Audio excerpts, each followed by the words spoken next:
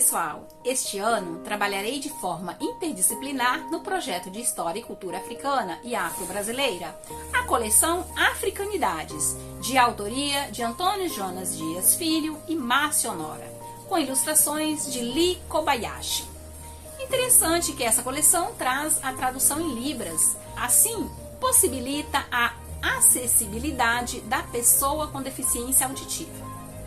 A coleção contém as disciplinas de História, Folclore e Lendas, Culinária Afro-Brasileira, Jogos, Brincadeiras e Cantigas, Artes, Atualidades Africanas, Personalidades e Personagens, Religião Africana no Brasil, Festas Populares, a influência africana no nosso idioma. Então, o vídeo de hoje será sobre o livro A História dos Africanos no Brasil. A coleção é esta aqui. Esta coleção, como eu já descrevi, ela contém 10 livros, né? É voltado para todas as disciplinas. Dá para trabalhar de forma bem legal no ensino fundamental. Dá para tirar umas ideias também para trabalhar com a educação infantil. E hoje, o vídeo de hoje vai trazer a história dos africanos no Brasil. Aqui vai contar como que os africanos foram trazidos para o Brasil. Nos próximos vídeos eu mostrarei os próximos livros de cada vídeo. Olá, professor! Nós estamos iniciando mais um ano letivo e para isso estarei trabalhando mais um projeto de acordo com a Lei 10.639 de 2003 para promover uma educação antirracista aos nossos estudantes. Promover essa educação é ofertar aos alunos uma pluralidade de ideias e visões, desconstruindo preconceitos e racismos embutidos nas histórias únicas que nos foram contadas, além daquelas escritas na maioria dos livros didáticos e na literatura infantil. Para além disso, fazer uma mediação didática com tecnologias aliada à diversidade cultural é importante, pois a tecnologia também é uma grande aliada dessa diversidade cultural nas escolas, até porque o cenário da globalização pede também habilidades de uso tecnológico como ferramenta para a comunicação. O letramento digital, os gêneros digitais, o cyberbullying e outros temas relacionados à internet, comunicação e diversidade são primordiais nesse contexto. Para implantar a diversidade cultural na escola, alguns temas importantes devem ser explorados em uma perspectiva plural, como, por exemplo, história do Brasil, manifestações religiosas, culinária, tradições, música, festas típicas, manifestações artísticas, lendas, gírias, expressões regionais e outros elementos. Portanto, tratar da diversidade cultural nas aulas é essencial para o entendimento de nossas histórias, nossa identidade e nossa sociedade. Acompanhe conosco nesse projeto de 2023, a viagem de Cadu pelas Áfricas. Hoje, Cadu nos levará para uma viagem no tempo para descobrir como aconteceu a chegada dos africanos no nosso país. Então, logo após o que se chamou de descobrimento do Brasil, em 1500, os portugueses fizeram dos índios os primeiros trabalhadores da terra recém-descoberta. Eles trabalhavam no corte do pau-brasil, que era vendido como mercadoria na Europa por preços bem elevados em troca de artefatos. Quando os portugueses quiseram escravizar os índios para que eles trabalhassem no plantio e na colheita da cana-de-açúcar, ocorreram revoltas e guerras. Com isso, alguns grupos, como os tupinambás, foram exterminados e outros fugiram para o interior, repleto de florestas fechadas e de difícil acesso naquela época. A solução encontrada pelos portugueses foi trazer os africanos para escravizá-los. Os primeiros grandes grupos de africanos chegaram à colônia por volta do século XVI, quando foi iniciado oficialmente o tráfico de escravos para o Brasil. A África é um imenso continente com vários países. e alguns deles foram usados como ponto de partida por traficantes de escravos. Criou-se, assim, uma rota entre aquele continente e a América do Sul.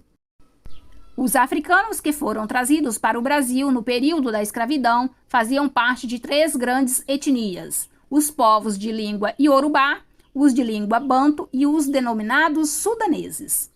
Os iorubás eram os povos dos atuais países da Nigéria, Costa do Marfim, Benim, Togo e Gana. Os sudaneses eram os povos atuais dos países de Senegal, Gâmbia, Guiné-Bissau, Guiné Equatorial, Serra Leoa, Mali e Burkina Faso.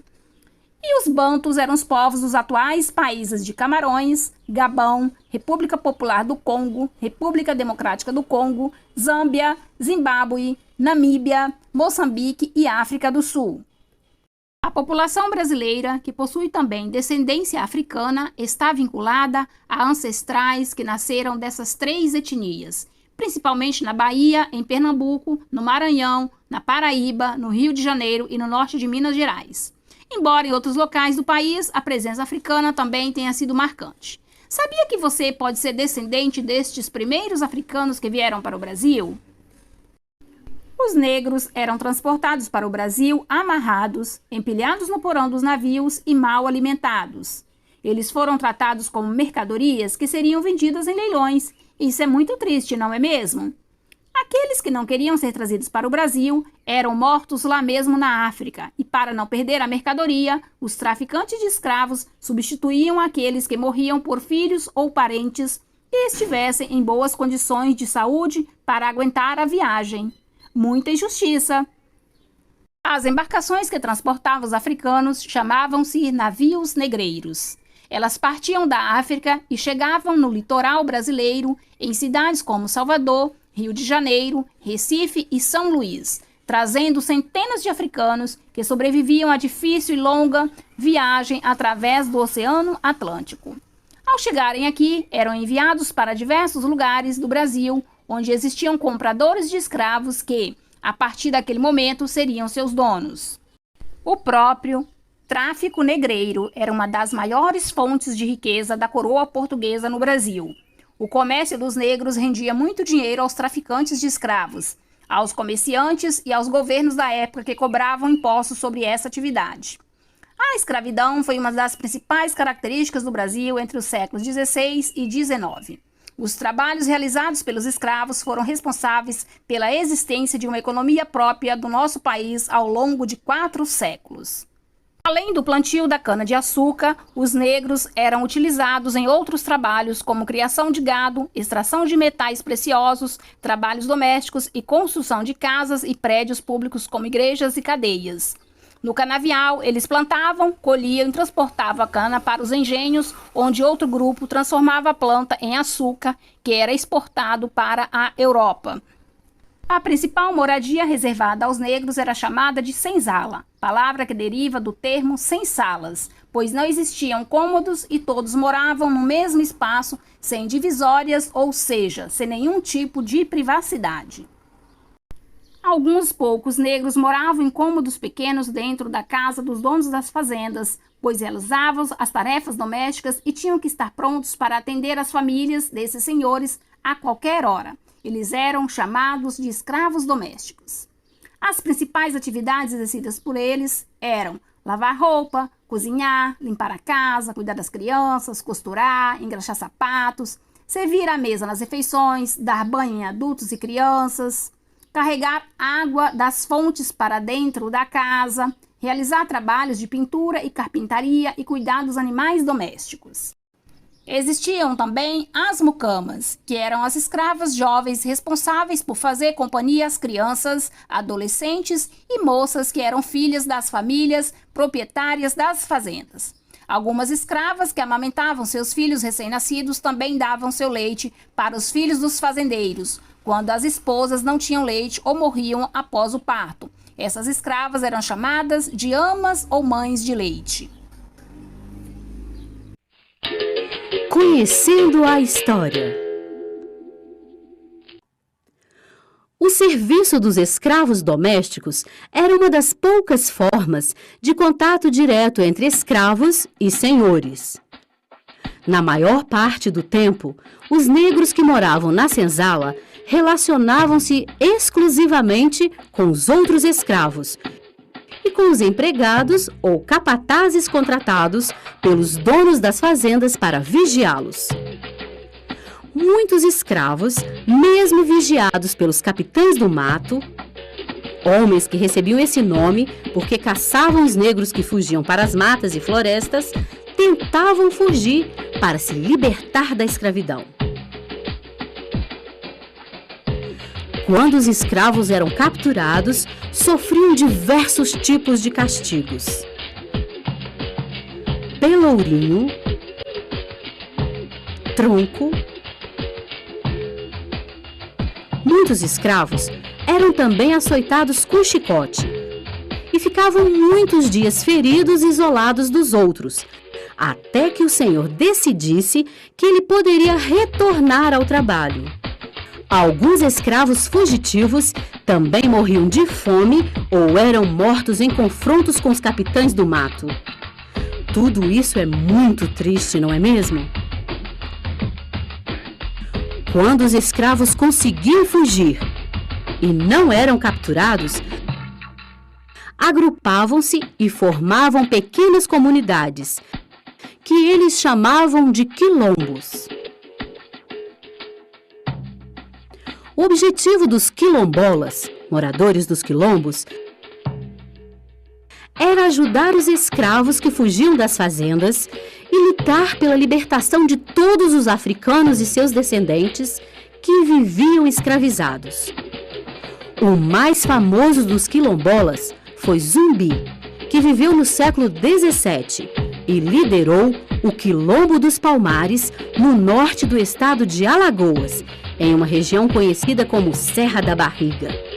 Ele foi capturado e condenado à morte pelo governo português em 20 de novembro de 1625. Por esse motivo, em alguns estados brasileiros é comemorado nesta data o Dia da Consciência Negra.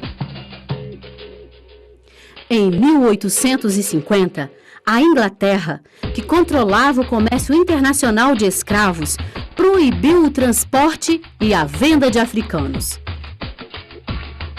O Brasil acatou essa medida, mas passou a receber escravos que vinham escondidos em contrabandos. Nessa mesma época, iniciou-se no Brasil o movimento abolicionista, que tinha como objetivo acabar com o tráfico e a escravidão no Brasil. Os abolicionistas, como eram chamados aqueles que defendiam a libertação dos escravos, começaram a organizar manifestações, pedir doações em dinheiro para comprar a liberdade de escravos e escrever em jornais da época pedindo o fim da escravidão. Em vários estados do Brasil, surgiram líderes da luta pela abolição da escravidão. Entre eles, alguns nomes se destacaram como o jornalista José do Patrocínio, o poeta e ex-escravo Luiz Gama e o engenheiro André Rebouças, todos eles negros, filhos e netos de escravos. Outros nomes importantes da luta abolicionista foram o advogado e jornalista Joaquim Nabuco, o político Silva Jardim e outros brasileiros que, apesar de não serem negros ou descendentes de escravos, pressionaram o imperador Dom Pedro II para que ele decretasse o fim definitivo da escravidão no Brasil. Antes da abolição, foram criadas leis para evitar que as crianças nascidas a partir de 1871 e os idosos a partir de 1875 vivessem como escravos nas fazendas e cidades do Brasil. Para as crianças, foi criada a Lei do Ventre Livre e para os idosos, a Lei dos Sexagenários. Finalmente, em 13 de maio de 1888, a princesa Isabel, que estava substituindo seu pai, Dom Pedro II, no trono de imperador, pois ele estava fora do Brasil, assinou a Lei Áurea, que decretou definitivamente o fim da escravidão no Brasil. Apesar do fim da escravidão, os negros libertos ainda tiveram muitas dificuldades para se adaptar e serem aceitos pela sociedade brasileira. Pois, além do estigma de serem ex-escravos, a maioria não sabia ler e escrever, não possuía documentos e nem profissão. Foram necessários vários anos após a Lei Áurea para que a população negra do Brasil tivesse os seus direitos garantidos. Além do Dia da Consciência Negra, comemorado no dia 20 de novembro, existem leis e políticas criadas para garantir os direitos e preservar a cultura negra no país. Por exemplo, o reconhecimento de mais de 400 comunidades, onde vivem os descendentes dos quilombolas, espalhados por todos os estados do Brasil. A presença dos africanos no Brasil é percebida pelo grande número de descendentes que estão espalhados pelo país. Existem cidades onde a maioria dos seus habitantes são diretamente ligados a essa herança, como São Luís, no Maranhão, Salvador, na Bahia e a cidade do Rio de Janeiro. Além dessas cidades, a presença africana também é encontrada nas várias manifestações da cultura brasileira, como a música, a religiosidade, a linguagem, as festas populares, a lenda, a culinária, entre outros. Todas essas manifestações culturais são maravilhosas e vale a pena conhecê-las mais de perto. Amiguinho, encontro você nos próximos livros.